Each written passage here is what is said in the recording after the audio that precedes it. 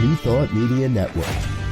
We are a global broadcast network of positive music, media, and entertainment, inspiring humanity's evolution along the journey of enlightenment and creating a world of love, peace, empowerment, and prosperity for all.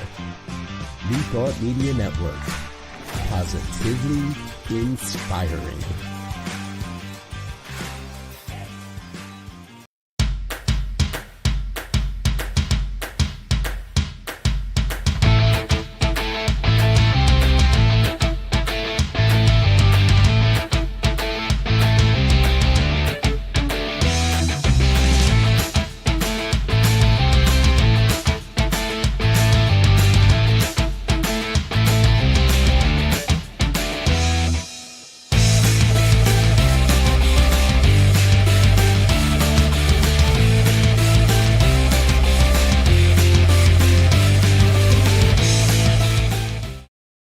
Hi, and welcome to Rockin the Love. Look, we're half here.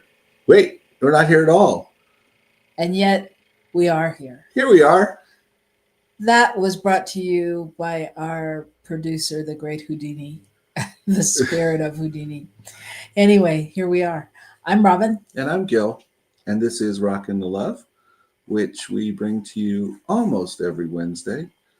I know for myself, I have not been participating the last couple of weeks, and I think pretty much neither one of us has, but I've been very sick and I'm feeling a little bit better today, so that's good. Oh. Yeah, it's been very shaky times, holidays and a little bit of illness, but we're fine.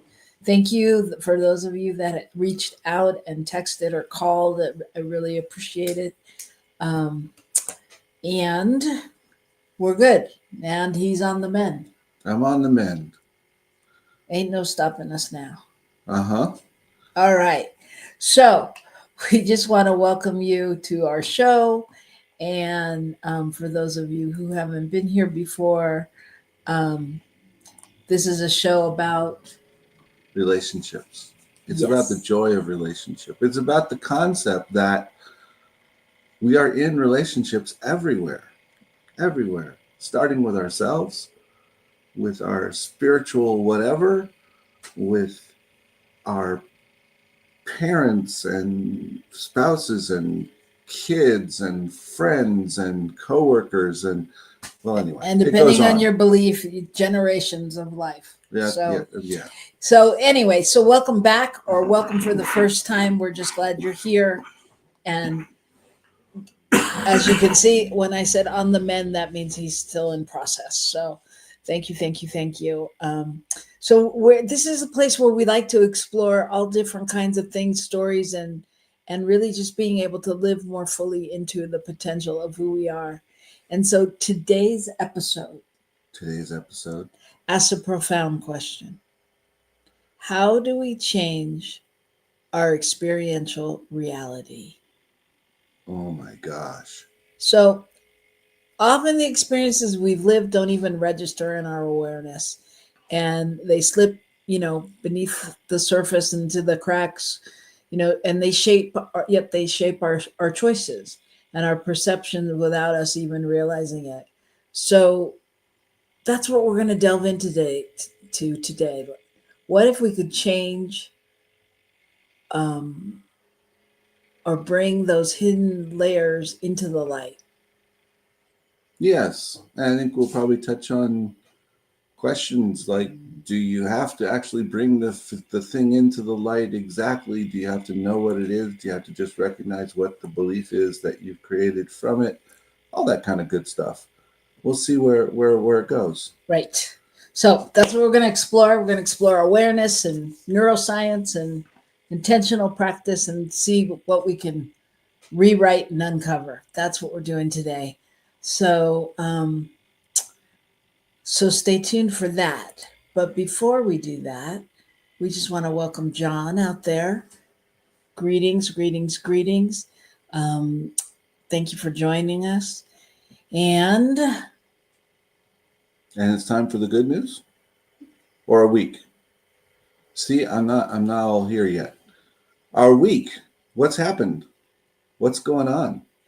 It's a busy week. I mean, besides being sick, it's, we've both talked about, we've had this experience of being under the weather. And, I don't know about for any of you, but when you have a partner that you live with that's under the weather and you're taking care of them, it's like you start to kind of morph into that energetic. For me, it's been hard to stay motivated and keep everything on the up and up. Why are you laughing? I don't know. Just because it's funny. This whole thing's funny. I mean, I write an email and I have to take a nap. It's odd when you don't feel well. It is. It's like an it's out of body experience. What is your body? What is my body telling me? What is my spirit telling me in the midst of my body doing this? Should I be pushing to get better faster, or should I just be allowing it to happen? All those questions. And if you pushed for it to happen faster, would that make it happen? It might make it happen, but I don't know what to do next week or the week after. Ye of something that don't you know by now that Pardon me. you can't. We can't make it happen. I mean, SmackDowns. This is a SmackDown. This is SmackDown. Yeah, it's a SmackDown. It's good. SmackDowns are ordained by spirit. Not that everything isn't, but when it gets to the serious stage where you don't really have a choice because you fall asleep. Well, not fall asleep, but cough and hack and wake up at weird times and not be able to concentrate. Yeah. I mean, all those things. Well, that's when you have to really just let it go and surrender. Yeah. Surrender. Yeah. So that's been our week. So a lot of surrender. It was a great time to have this happen in terms of a holiday because it's kind of like a non-week anyway. Like people aren't up and functioning and working. So it didn't feel as impactful, and yet it was very impactful. And for me, it's been much longer than just the holiday week. So yeah, it's been 3 weeks plus. So that's weird. Well, that means and that's odd for me too. Well, you've done better with it. Was I sick before you got back? You started getting a cold. Yeah. Because then when we did the thing that Saturday night, that's right. You were here, and that's when I really. No, you saved it up for me, babe. Sideways. Yeah. Well, I don't like to do it all alone. Clearly. Last time I got sick, I was in Costa Rica. Yeah. I went on vacation and then stayed in the bed. Without me. That's because you were on vacation. That's right. You were like, yeah, I'm busy. Anyway, so there you have it. That's our week. So yes, it is time. It is indeed time for the good news. Da, da, da, da. Thank you, producer Michael. So what do you got? Well, so if you think of a bastion of recycling, where would you think of? What country would you think would be right up there on top? It starts with an A, but I can't remember because I read that article. It starts with an R. It's Romania. It ends with an A. Romania. And it's quite fascinating. Romania is one of, in the EU now. And of course, obviously, it was one of the Eastern Bloc countries for years. And so from the article, it appeared that they hadn't really had a real recycling program. So this was one of the things that they claimed made it easier to set it up, was because there wasn't anything to tear down and redo. But they started a system of recycling bottles and cans and plastic and that stuff. And what they did was they did something similar to places here in the States like California, where they charge a fee for each thing that you purchase. Then they also installed into all the stores and did this in a private-public partnership, got vending machines in so you can put your stuff in and get your money back. Not only do you get your money back, you get your money back plus a little. So I don't know what that means, but I'm going to guess instead of 5 cents a can, you get 6 cents or something like that, And so people actually So it's an make investment. money. Mm-hmm. So they put money in and then they're able to get money back. Wow. And so anyway, they have been able to, of those products, they've been able to recycle 94% in 2 years. Wow. They've hit 94%. Now that's, their whole recycling is more like 15% of the country. But of this aspect of what needs to be recycled, they're hitting 94%, which is unheard of. And it's got to do with this creative way that they put it together. And then it's a public-private partnership. So, the government's invested, and you have private enterprise, which is able to create part of the process. And I suppose they must profit from it somehow as well, from the recycling itself. And so it's very interesting. That's great. I thought it was really cool. That's very cool. That's great. Well, today from my good news segment, it comes to us straight from the University of Missouri, where researchers have discovered that hope is far more than just wishful thinking, that it's a powerful emotional force that may even be more essential to our well-being than happiness or gratitude. And we did a show on that and talking about that. And so it's just more facts that their study published in the journal Emotion involved over 2,300 participants and revealed that hope consistently predicts a deeper sense of meaning in life. So a level of hope predicts a level of meaning, as perceived meaning. A deeper sense of meaning. Huh. And they explain that it's not just about setting goals, that it's an emotional experience that enriches our lives and helps us see progress, growth, and possibility. And by nurturing relationships and cherishing small positive moments and engaging in caring activities like gardening or raising children or things that we can cultivate, where we can cultivate that hope every day.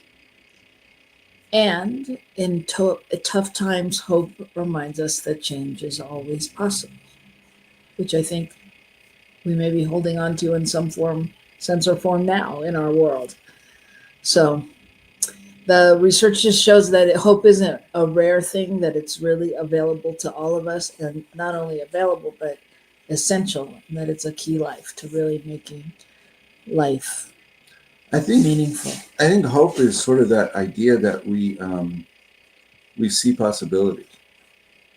I mean, I think that's kind of the key of hope. If we can see possibility, we can see something beyond what is right in front of us. For me, anyway, that's kind of my understanding of what hope is. That allows me to go, okay, I don't have to be stuck here. There's something else. There's something more. Yes, I think that's true. I think hope is the opening gate to everything else. I mean, I think on some level, it's the only way you can see happiness or the possibilities that we live into. But that's a whole different show. This was just facts backing up what we talked about. So that's our good news. Our good nose is our good nose. Our good news. Our good nose is good, and our good news is even better. Even better. Right on target. So that's great. It's great. So what we're going to do is we're going to take a break, because that's what we do here. And we're going to come back to talk about how our experiential reality changes our life. So stay tuned. Don't go away. And we'll see you right back here on New Thought Media Network.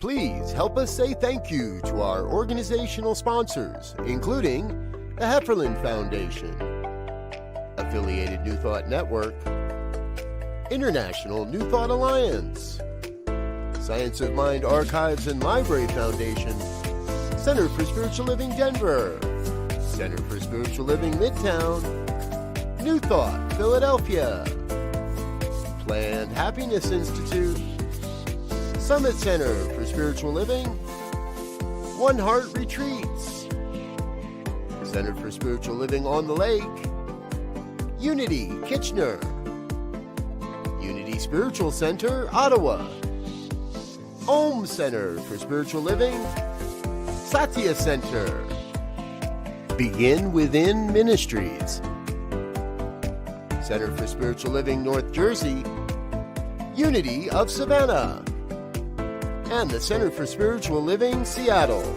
as well as all of our individual donors. Thank you for being part of the New Thought Media Network. Please like, share, and subscribe. New Thought Media Network, positively inspiring.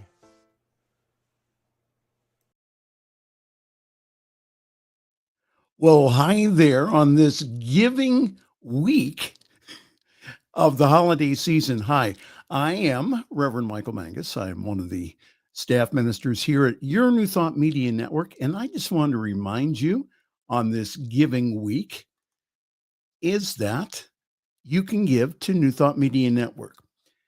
One of the things that we don't talk about here is that all of our presenters do so, they contribute some, but they do not cover all of the cost of broadcast.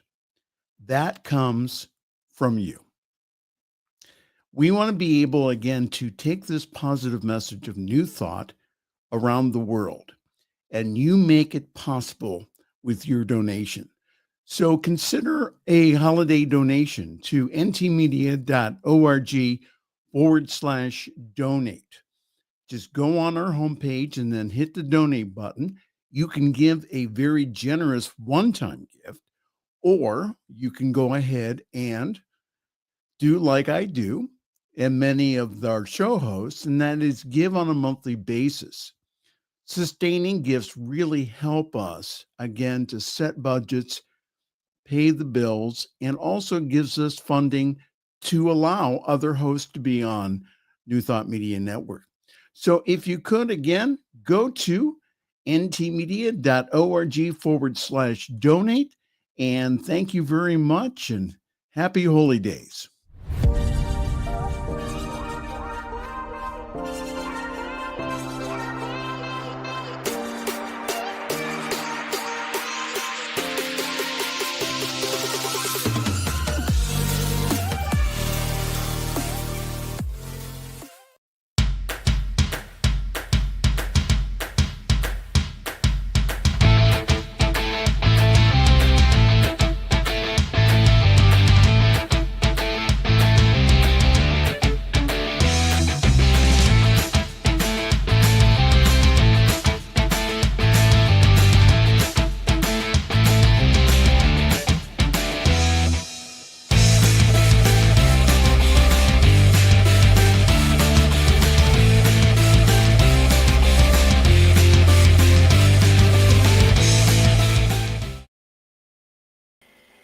And we are back.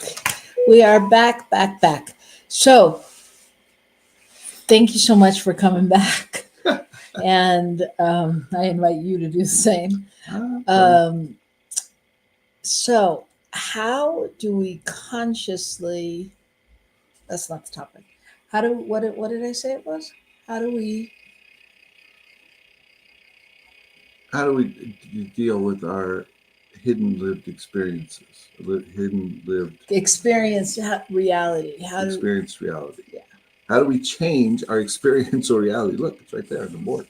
Yeah, that's what I put in there. Yeah. Okay. So how do we do that? And this came about just thinking about, Gil and I are doing a lot of work with kids and parents at a center here. And just talking about yesterday, it came up when they were talking about a kid who is up and down with his behavior and blah, blah, blah, blah, blah, and how a lot of it stems from that he was premature and in the NICU for 4 months, and that every day his mother went for 10 hours and sat with him at the NICU, which is really miraculous. It's a lot of time. However, the conversation became about the other 14 hours and what the child perceived in the 14 hours, that nobody was there, or that they were taking blood, or that the doctors had hands on, or whatever was going on, which made me think about all the things that happen to us that we either don't consciously know or we don't consciously acknowledge. I mean, because things are happening to us in every moment. And how, if something like that affected his life, the 14 hours that people weren't there, or that he was being poked with needles or whatever, how do we change something that we don't even know about, that nobody has backtracked like that for us? It's a good question. I mean, I think it's fascinating to think that there are experiences in our lives which well, I think people either plain don't remember them because they were, like that. You were basically an infant and you probably don't have real raw memory of that. But also things that we've shut out of our memory intentionally, and pasted over, but they still are running our internal belief system. Right. And that's the key. The internal belief system is what it's all about. Interestingly, I was doing some reading on through the group The Hidden Brain, and they're talking about how the newer studies are showing that in fact our experiences have less effect on our beliefs than we thought, with one exception, and that's childhood trauma. Childhood trauma is always definitely connected to that, but people can grow up in a very affluent, stable situation and believe that they're on the edge and they're going to lose everything. And they can grow up in a very non-affluent situation and be very clear that everything is okay. So the experience itself isn't necessarily the key. But the question is, what are those hidden things that we have that perhaps some experience happened that we did take to heart, and we made a decision based on that. We decided people aren't to be trusted. We decided that that I'm not good enough to receive whatever it is that I need to receive in my life. Yeah, what do we hold on to? I mean, and I think, the other part of it for me is, and so we make up stories, Mm-hmm. and especially in this day and age with, self-help books and self-help book sections and TV shows and all the things and all of our metaphysical studies and our this and our that, we make we make up these stories, and I'm not saying that in a bad way, but we make up these stories about our childhood and our youth and who affected it how. My dad wasn't there, and so that affected it in this way, and I go to, beloved Byron Katie. Is that the truth? I don't know. I mean, the truth is, I don't know. I mean, that's, for me, that's where I live these days is, I don't know. Even what I think I know, I don't know. And I don't mean that in a woo woo way. I just mean there's, I think we're always living in a land of possibility. So if there's something else, we can, it could be. Right. Excuse me. Were you going to say something? No, go ahead. Okay, so John is saying, calm viewing of my life reveals my deep seated beliefs from childhood, and this is a rich area for me to look at. Yeah, absolutely. I think I think I think the key is not so much what was the experience, but did we make some decisions based on whatever that our perception of that experience, whatever that was. Well, did we, and are we now, and is it different than it was? Right? Are we still allowing that same? Are we allowing whatever that decision was to filter into whatever we see now? To run us. Right. And I think that was another fascinating thing we learned in discussing what's happening with this group with these kids is that the way the brain tends to function, we take all of this, we tend to take around 90% of our thought is based on what's happened in the past. And so what our evaluation is of various situations based on our experience in the past and what we've decided about those experiences. And then, when we're standing in the here and now, we're pulling all of that in, and that's covering, if you will, or creating the scrim in front of what's happening right now. And so we can only see it through that filter. And so the reality is it's very easy to literally be doing everything. Every thought is from the past, which means we're always living out our belief system. We're always living out whatever it is we've thought. And so that's where this whole process of being conscious of what we believe and exploring, like, well, why do I respond in that way to this situation? Oh, well, there's something underneath that. There's an experience that I had. I now remember, and I can let that go now that I know what I know as a human being in my later years. Yeah. And I think it also goes beyond that because it's also about perception and how we perceive something to happen as a child and how we perceive it to happen now can be two different things. I mean, are two different things. Right. And so I'm going to read you something from an article I saw that says perception as a creative act. Neuroscience shows that perception isn't passive, it's an active construction. Our brain filters sensory input based on survival, relevance, and learned patterns. What we perceive is less about what's there and more about what our system highlights. Mm-hmm. Mm-hmm.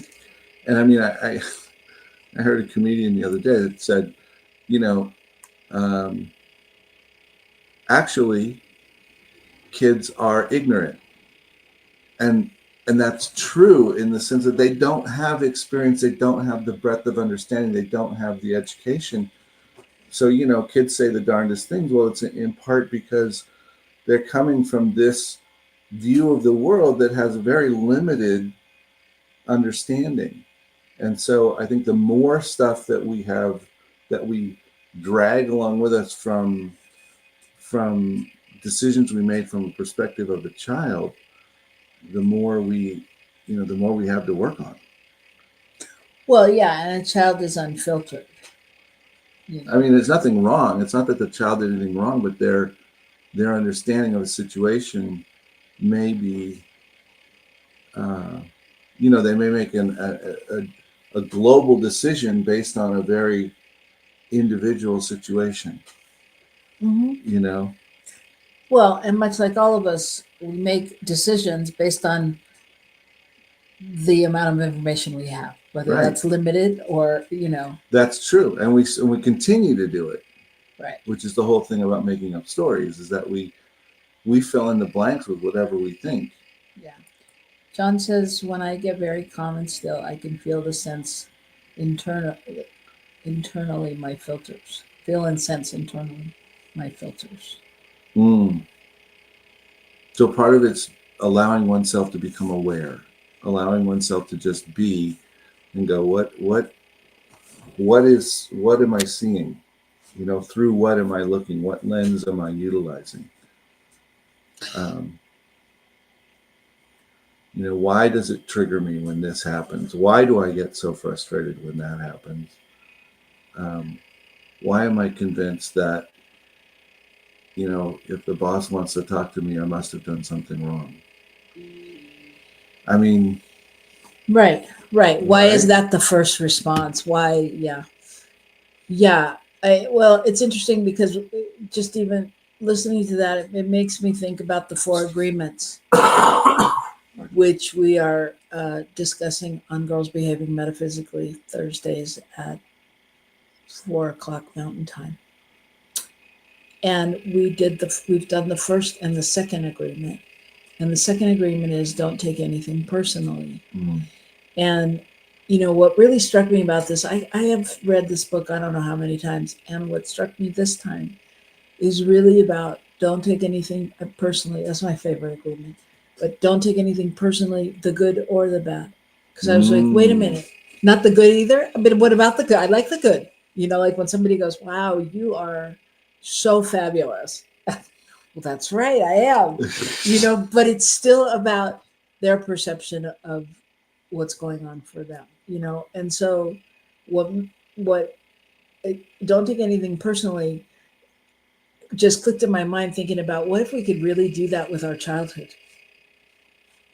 Like what, it's a big one. Gives me chills in my body. What if we could really let go of any of that angst we have with people for what they couldn't or couldn't do or did or didn't do or how they did it or why they did it or and really just went to that place of Why did certain friends abandon us? It feels like, why did other things happen? There's all kinds of stuff in that you could work on. I mean, you could think about. That's powerful. Yeah, it's interesting. John says, getting triggered. I see it as my inner jukebox pulling up a trigger of 45 belief and breathing as I don't take the bait to think the 45 record is truth of moment. Right. Yes. And I've had some time to kind of think about that the last few weeks. To really think about so what am I? Why am I triggered to do a certain thing? Why am I triggered to respond to you in a certain way? Why am I, is that really got anything to do with you, or is it really necessary? And I can't say that I've come to any grand conclusions, but I know it kind of sucks for you. But what I can say is that it's interesting and it's humbling to just be with that idea of, oh, is this just, this is it's like when the doctor hits your knee with a little hammer. I just, boop, there it goes. And there's no real thought behind it and so the thing becomes, so how do I let go of that belief?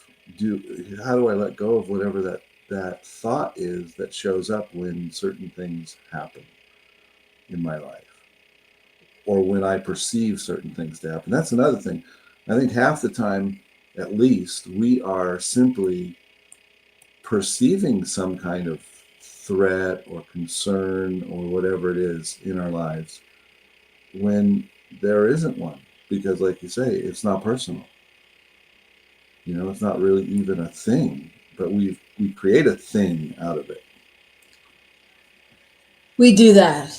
We as human machines like to create things and stories and things like that. And so I know, as we go through training or as we discover or do any of the processes we've done, a lot of times it sends us back to that trigger or that realization that, oh, in this moment, this happened and it made me feel, like this.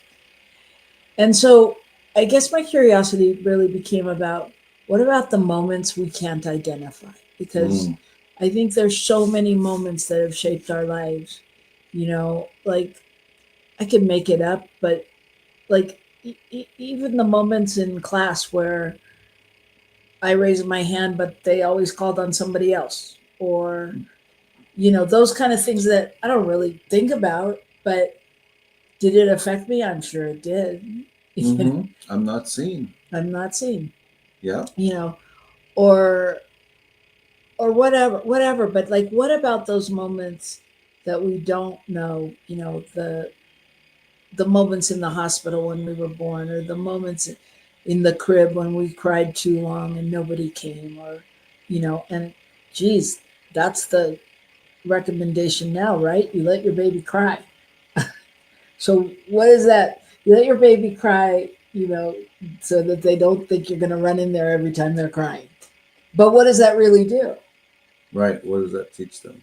What does that In teach them? in the well in some, I was going to say in the big picture, but what's that teach them in the small picture? In the picture of life based on their perception and what they can do for themselves and what they're perceiving. What does that do for them? What do they actually? What logically would one get from, I'm trying to let you know I need something and you're not coming, Yeah. and I can't even roll over.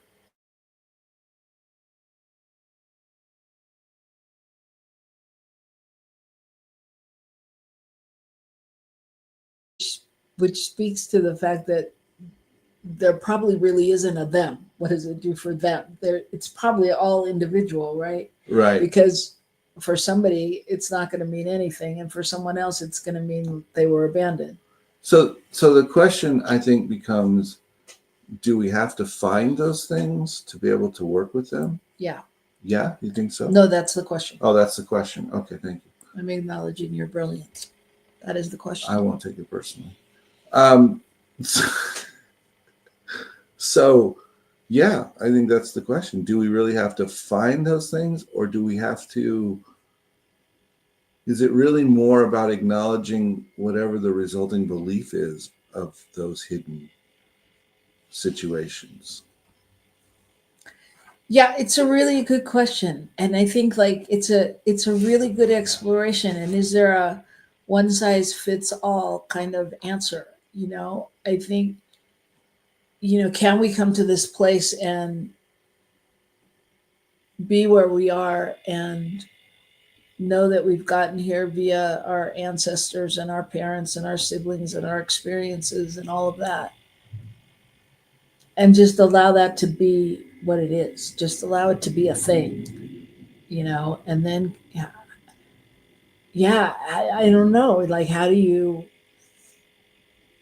glean the good parts, and why it's complicated, and are they all good, because obviously they've taught you, you know so what do we need to know, though, is the thing, really. What is there something we need to know in order to change or to grow? I think in some ways, pardon me, it goes to the Byron Katie thing you mentioned a minute ago about, is that true? And I think that's a lot of what we have to work with in terms of those things that come up, and when we realize, oh, I'm responding to that because I am afraid I'll be abandoned, because um, I believe that there isn't enough, whatever the thing is. And if we can take that into the place of, is that true? Is that true today? Is that true for who you are? Is that really true? Then that's where we start to heal that. And exactly where it came from is less important than recognizing that it came. John says, or when I believe I'm the one not worthy of love, the love of God, and put it in the quantum field, and then take responsibility for creating the experience of no love to prove my point.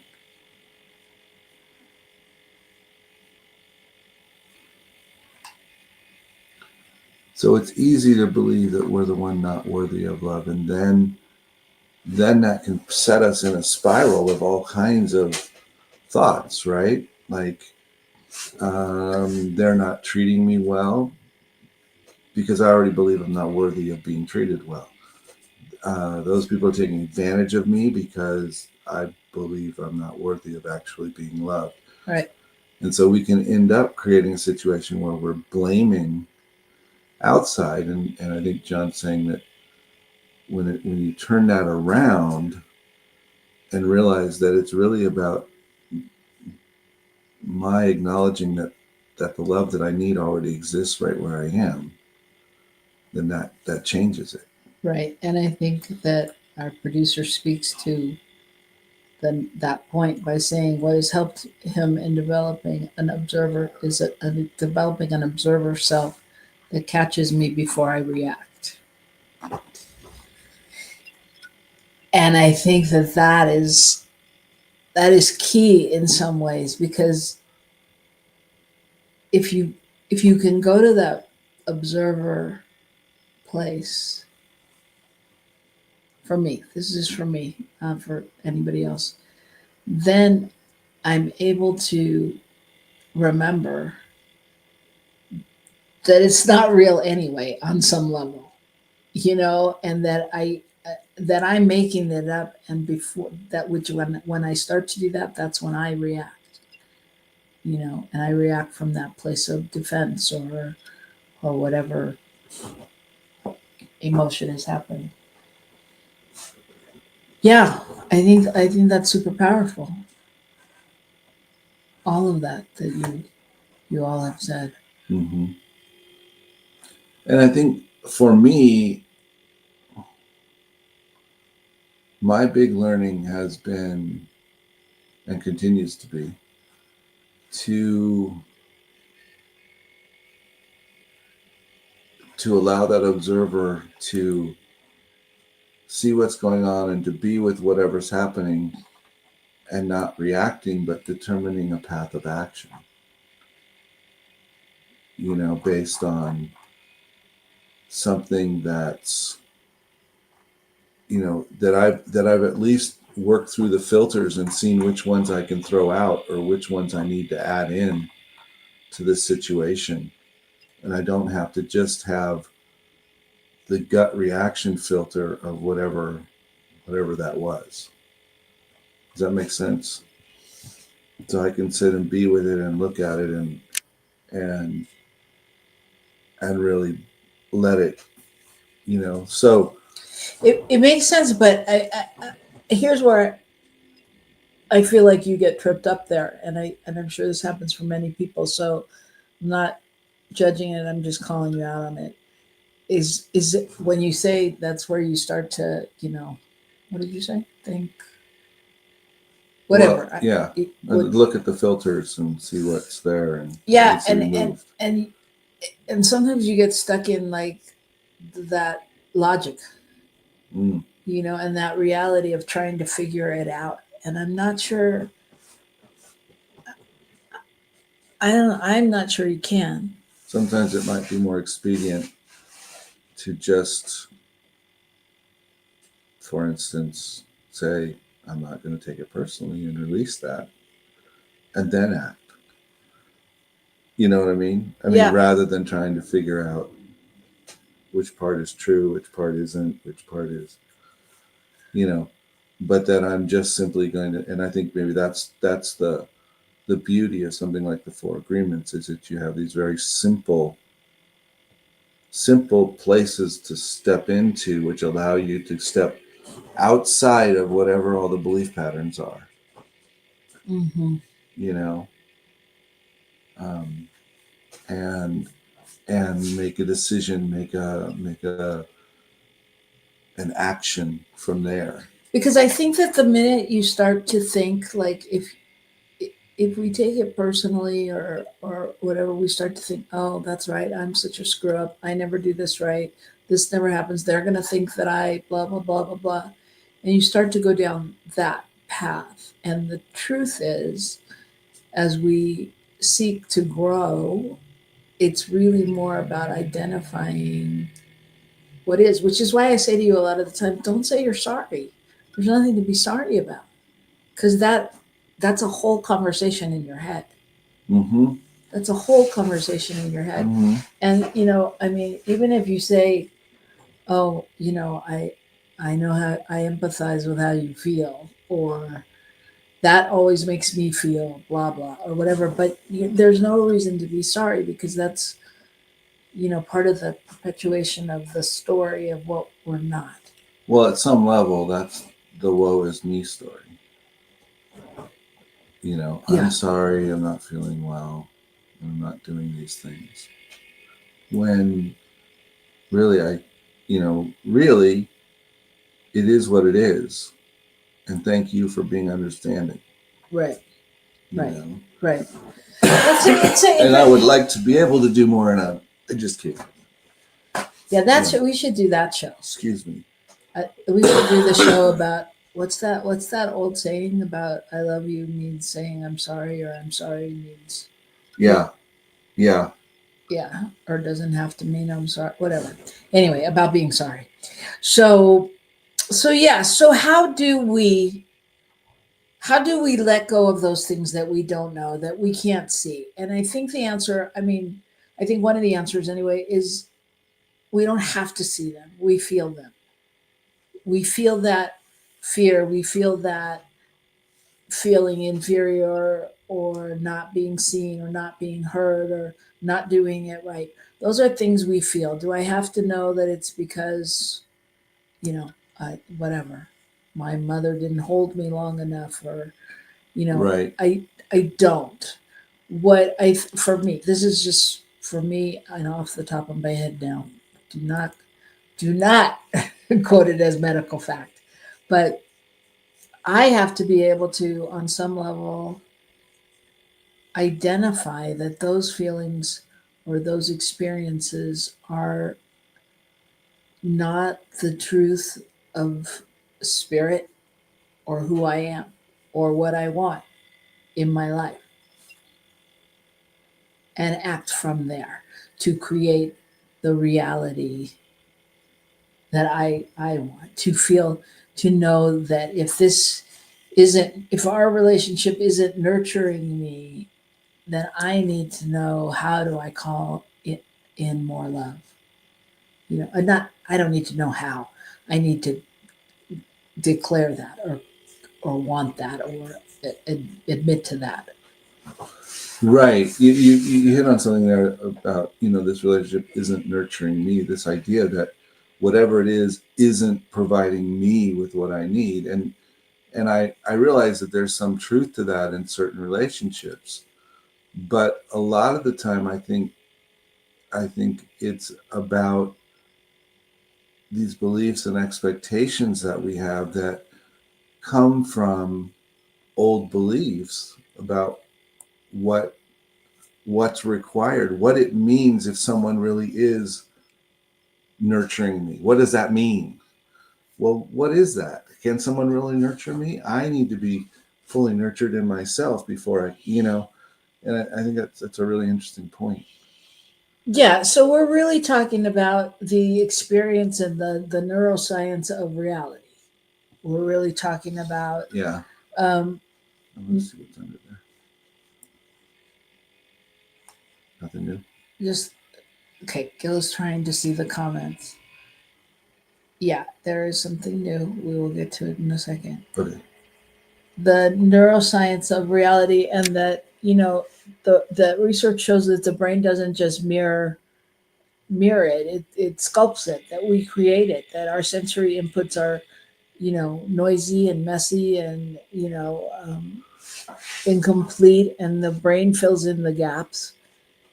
And we don't always, it's not always the truth.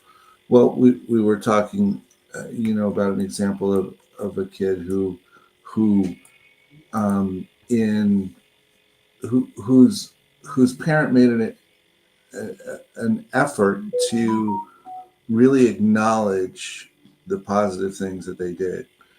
And after a week of that, when somebody sat down with the kid and asked about it, the kid had no recollection of anything positive that had been said, because their brain so believed that what was going to be coming was negative that either they didn't listen or they didn't hear it that way or whatever.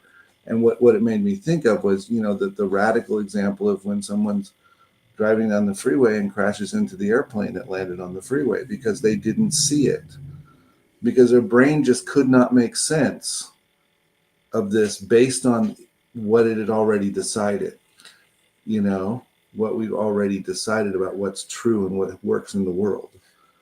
Yeah, and that it's not a kid thing. I mean, Right. it's a kid adult thing. It's like, how many of us don't hear, how great our work was or how much somebody appreciated it, because we were still in a place of thinking about, oh my God, but I didn't get the flowers out on the table, and I didn't, the things we didn't do, or whatever our thing is. All right, I'm going back to John's comment, which was from a while ago, so I'm not sure, but it says, and compassionately and calmly be aware of all humans around me are also reacting and running their filters. And if I am completely grounded and calm, I start intuiting their filters too. Okay. Yeah, that's intuiting their filters is a risky business, I will just say. And I say this from a place of, I had a friend who was, very intuitive, very psychic, known as a psychic. And she would tell us what we were feeling at times. And it wasn't always accurate. Yes, I'm not saying, John, I know you're not saying that. I know, we can relate to, oh, someone is feeling, it's not the time to talk about that. This is something else is going on. But I don't know. It's just, it's dangerous sometimes to not stay in our own field. And if we go to the thought that, or the perception that, it's all a reflection of us, what part of that is what's going on for us on some level? Right. Well, I think the most important word in what John had in that was compassionate. That when we can compassionately, meaning really with love, receive what's coming in, receive the person, see them without, to the best of our ability, without putting all the filters over them that we might put, Mm-hmm. And I think compassion is a major key to all of this for ourselves, to be compassionate that maybe there is something that I don't know or remember in my life that really threw me off in a particular area, and it's okay that happened, in the sense that that's life. It's okay. It's okay that I made that decision. The question is, do I want to live my life from that place now? Yes, absolutely. Good points. Good points. I think the song, so as Gil knows, I always have a soundtrack going on in my head. And the song that's going through my head right now is "What Doesn't Kill You Makes You Stronger." Mm-hmm. And yeah, obviously, metaphorically, that it was there to teach us. Yeah, so I think that it's a really interesting topic, and I think what you just said is so so important to the next steps, and that the changing our experiential reality means just cultivating that awareness and questioning our automatic patterns and intentionally choosing new interpretations.